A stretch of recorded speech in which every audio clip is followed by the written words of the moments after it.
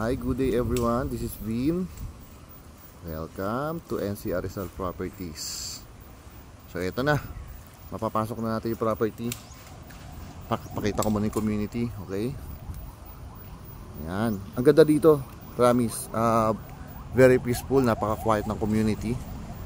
Then yung property ko, mapapansin nyo, nasa corner lot siya. Ayan, okay? Ang laki ng kalsada. Tapos ito yung gustong gusto ko sa subdivision. Hindi ka makakapasok basta-basta. Napakahigpit. So hindi ito yung subdivision na pag nag-iwan ka ng ID makakapasok ka na. Hindi. Kailangan may kontak ka sa loob, itatawag ka sa admin. Tapos yung admin tatawag sa guard. So dun magpapakita ka ng ID, kailangan may record na itinawag ka ng admin. Okay?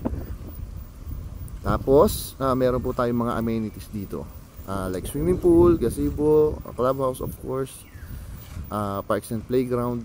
Yan. So yung dalawa yung swimming pool nila doon, mamaya papakita ko sa inyo. Okay? Ganda ng community. Okay, so this is a single detached property with 251 square meter yung lot area, and yung floor area niya is around 253 square meter. Okay, so papasukin natin. Dadaanan ko lang saglit yung dito sa may garage kasi may mga gumagawa eh. Okay. Explain ko pala muna. Yung paikot na yon, yung doon, yan dito, tapos paikot doon is igagraba po, lalagyan po ng graba yung vacant lot. Tapos ito naka-tiles yung ating garage. Yung doon sa may pedestrian gate, naka-garage din yun, paakyat doon papunta sa may veranda. Okay? So sige, pasukin na natin yung property. Pakita ko sa inyo yung loob. So yung location natin dito po sa Antipolo, sa Avida Antipolo. Okay? Kung ang top priority nyo is yung security ng family nyo, eto po, pwede sa inyo to. Okay, so ito yung garage, good for 2 cars. Okay,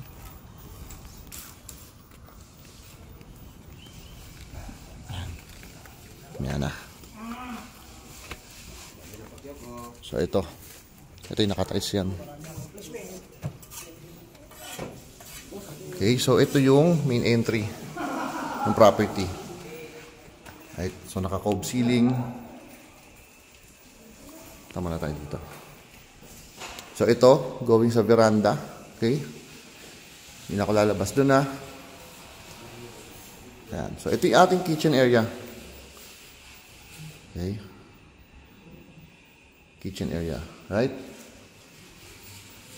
Then most likely, syempre, dito yung ating magiging dining area. Then ito yung living area natin. Naka-high ceiling siya. Right? Ito yung main door. Pagpasok mo sa kaliwa, meron ka ng powder room. Yung powder room natin. Then meron tayo ditong guest room or for senior, kasi may sarili po siyang walk-in closet and toilet and bath. Okay? Yan. Pakita ko yung space for the guest or senior room. Or kung wala naman kayong senior, pwede nyo pong ipagamit sa ating kasambahay po. So ito yung sinasabi ko, no? Paikot kasi yan eh, yung vacant lot na yan. Since this is a single detached property, ayan. Yan, bakante yan. So, igagraba po yan para may option kayo. Depende sa inyo, no? Kung ano po yung needs nyo. Pero kung gusto nyo halimbawa, mayroon kayo senior, kailangan nyo ng maid's quarter, option is doon. Or doon, yung katabi kanina ng veranda. Okay? So, yun yung mga option. Maraming pwedeng paglagyan po for maid's quarter kung may gagamit po ng inyong senior room. Alright? So, ito, yung ground floor. Pakita ko lang ulit. Ganda na ito. Isa to sa mga builder na talagang gustong-gusto ko. Isa to sa mga paborito kong builder. Maganda gumawa. Of course, yung quality nila. Siyempre mahalaga yan. Dapat hindi substandard yung property na mabibili natin, di ba? So ito, pag akit mo ng second floor, ito po. Right? Makikita mo yung nasa living area nyo. Okay? So this is the first bedroom dito sa ating second floor. Right? Tingnan ko muna. Ito yung balcony. Basta tayo dito. Tingnan nyo, ang ganda ng community. Pangarap ko yung mga gantong community eh. Ganda. Napaka tahimik. Diba? So ito yung first bedroom. May balcony. Merong walk-in closet. Merong toilet and bath. Actually, lahat sila ganito. Lahat ng bedroom dito, ganito. May sariling toilet and bath and walk-in closet. So, syempre, yung nasa baba, yung nasa ground floor, wala lang siyang balcony. Nasa ground floor siya eh. Then, ito yung ating second bedroom dito sa second floor. Nabubulol ako, sorry. Right? Ayun yung kanyang walk-in closet. And yung kanyang toilet and bath. Yan. Then, of course, merong balcony.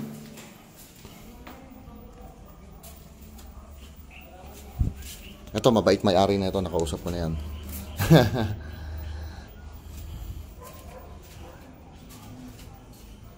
O, diba? Very peaceful. Yun talaga, kung top priority nyo, gusto nyo peaceful yung community. Ito na yun. Tapos, very secured yung subdivision. Okay? So, punta tayo dito sa ating master's bedroom. So, ito yung ating master's bedroom.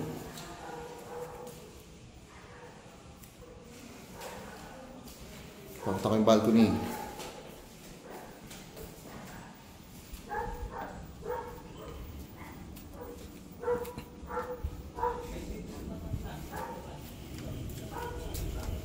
Yan. Yan, yung balcony. Pa L-type. So, ito yung ating master's bedroom, okay? So, ito kang space. Then, of course, meron din siyang sariling walk-in closet and toilet and bath. At diba, pare-parehas lang. Yan. So, same lang. Labas tayo dito. Okay. So, yung price po natin, yan, is 15 million. Then, 20% down payment po, pwede po. Okay? Or pwedeng mas mababa din. Basta pasok po yung ating income. Meron kasing income requirement yung bank eh. So, for pre-qualification, pwede po kayong mag-message sa akin sa page or direct message po kayo sa akin. Nandito naman po, nakapost naman po yung numbers ko. Okay? So, that's all. Again, location natin is Upper Antipolo. Dito po sa may Avida, Antipolo.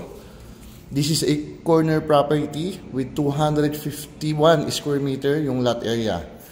Okay, tapos 4 bedrooms, lahat may sariling walk-in closet and toilet and bath. Nakita nyo naman sa video ko. Parking space is good for 2. So, ano pa ba?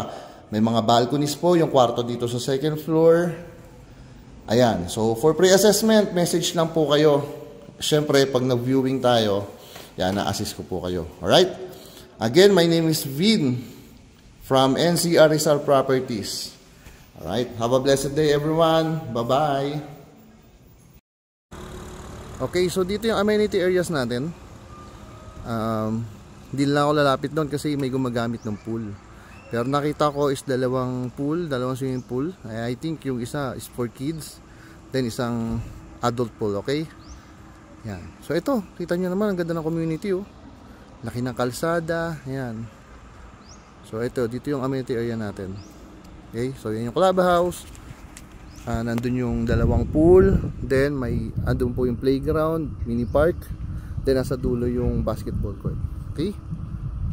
So that's all. Ayan, kung hanap nyo is yung magandang community talaga. Safe. Tapos mga pagkagabi nag-grooving po yung guards dito. Okay? Ayan lang. Thank you so much. Bye bye.